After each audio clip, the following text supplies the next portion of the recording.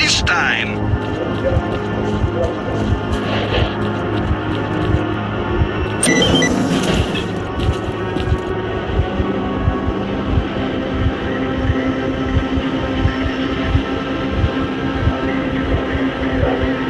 Don't shoot. I'm headed to the main entrance. Who are you?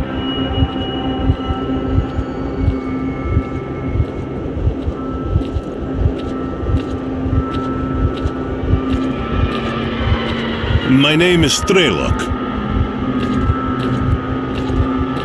You're the stalker who disabled the Scorcher? Yes, but my plan didn't work. I came here to speak with your commanders. I have information that will allow the army to take control of the zone and destroy it. And the mission is starting. Come, let's talk inside.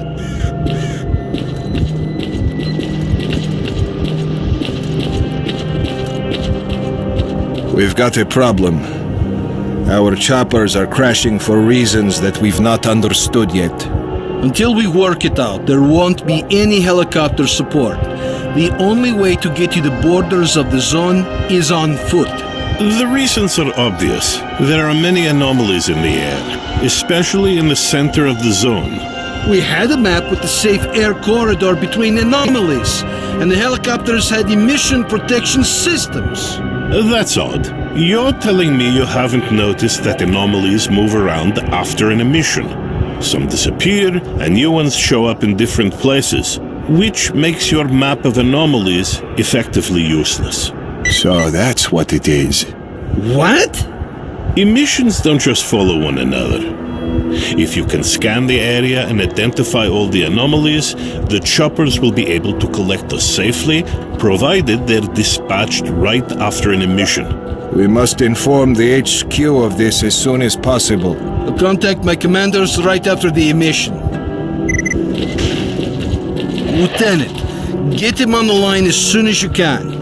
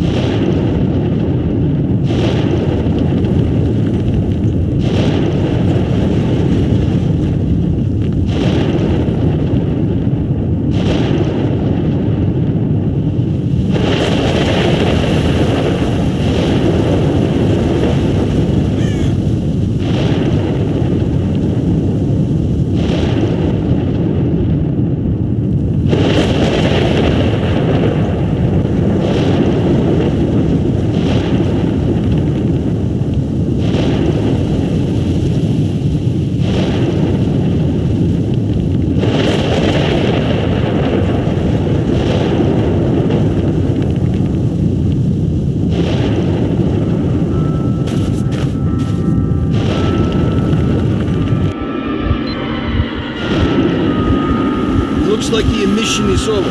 Kirillov, contact HQ.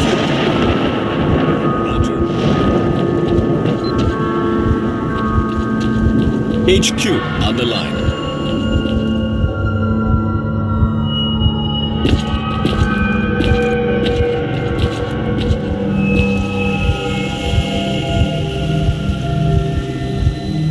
Colonel, why did comms go down?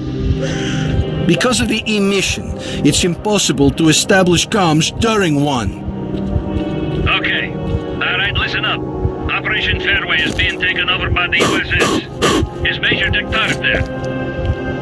Yes. Okay. He's in command from now on. Tell him to stay put and be contacted by his superior shortly. Roger.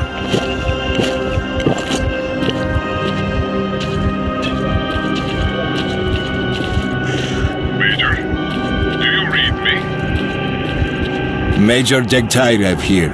I read you. Good. As of this moment, you are responsible for completing Operation Fairway. Kowalski and the Stingray Squad will assist you. Report. I've managed to acquire documents about experiments carried out in the zone. Furthermore, we've been contacted by a stalker who's been in the CNPP. His name is Strelak, and he's offered us his cooperation. Roger. Accept his offer. You know what caused our helicopters to crash? Yes, I have the data, and Strelak's information confirms it. The helicopters were hit by anomalies after their locations changed during the emission. The anomaly map issued to the pilots turned out to be useless. Good. That means we have until the next emission. We'll be collected together with the stalker from position B28. Stingray Squad will be evacuated with you. The birds are already in the air. Over and out. You heard the news, fellas. When we go, stick together and keep the stalker alive. Any questions? Get ready to move. Major, can I have a word?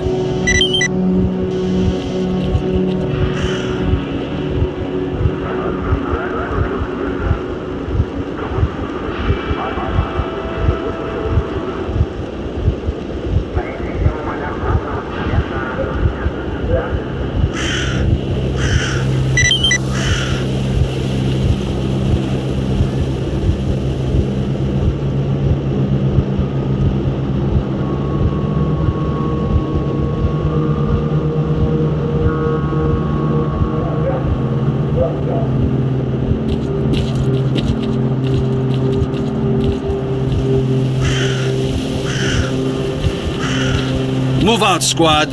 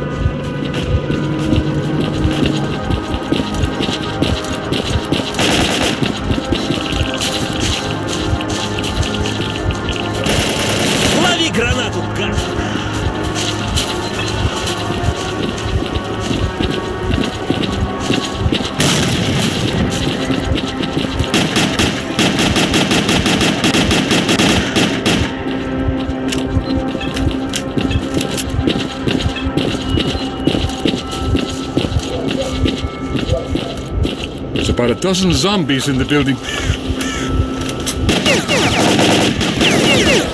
Move to the left and cover each other.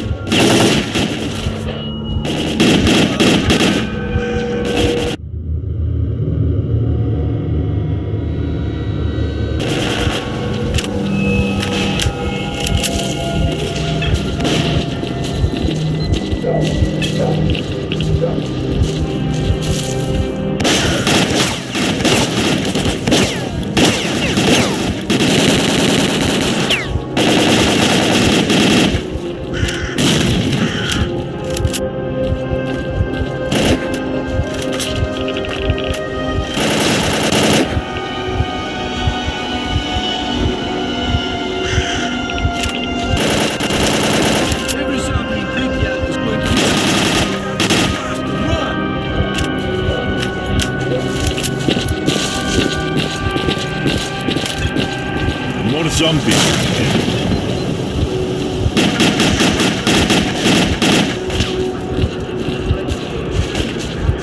Through the arch. Вот тебе! Вали, колбаса! Получай!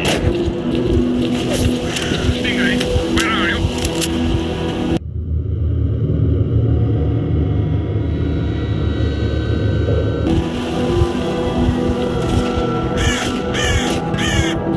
We're on the way.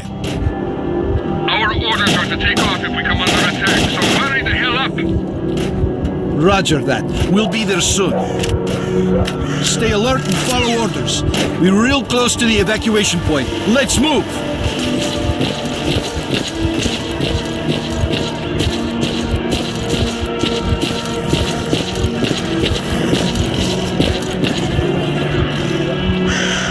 There's no time. Check your weapons and fire at will.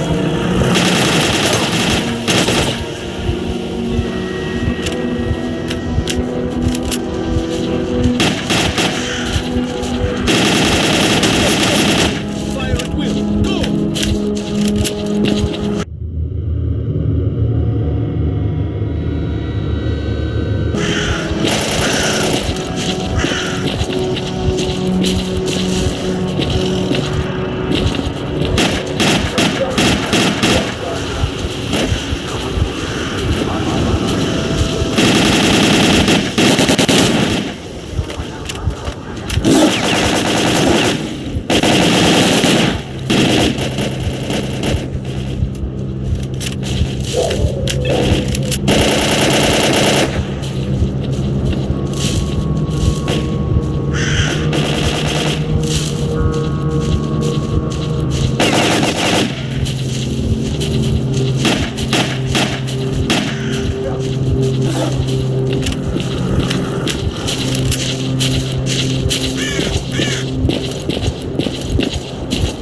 What was that?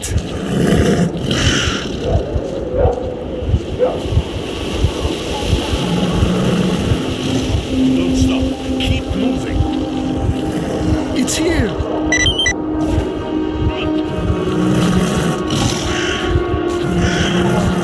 Huh? Okay, run.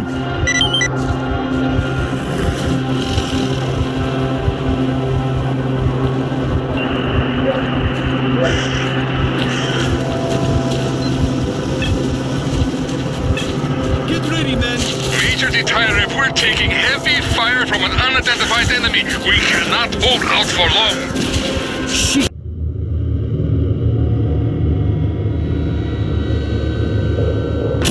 It's monolith fight. Fire its wheel and keep moving toward the jump.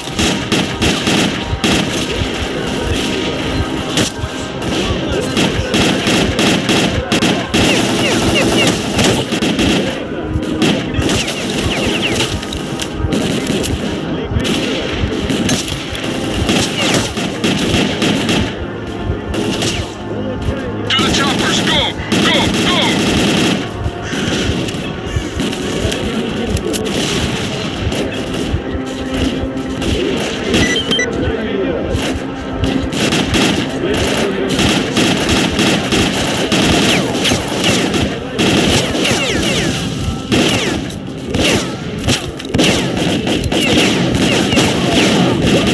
Я ранен!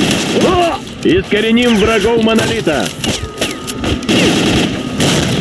Искоренить!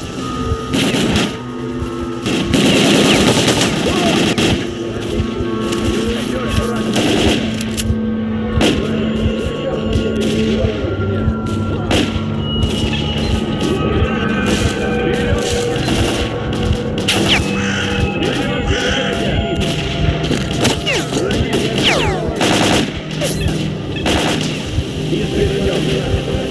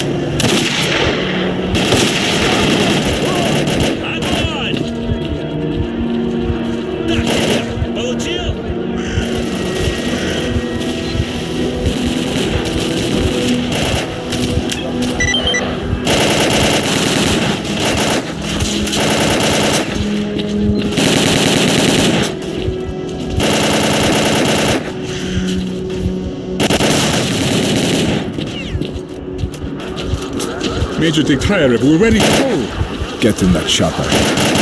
It was worth it.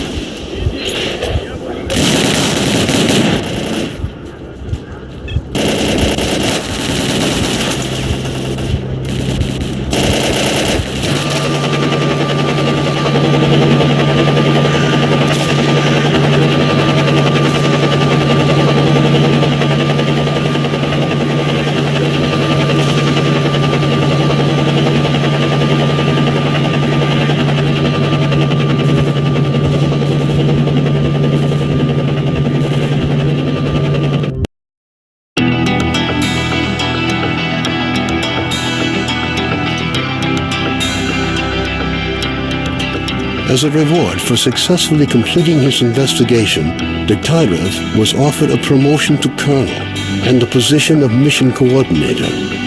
He declined the opportunity to work at the HQ and submitted a personal request to be sent to the zone as the USS Permanent Observer. The information about the development of psi devices obtained by Degtyarev alerted USS commanders. All the information gathered on X-designated laboratories was removed from military archives and filed as top secret. All personnel working in the zone were ordered to prevent the disclosure of information about the laboratories at any cost.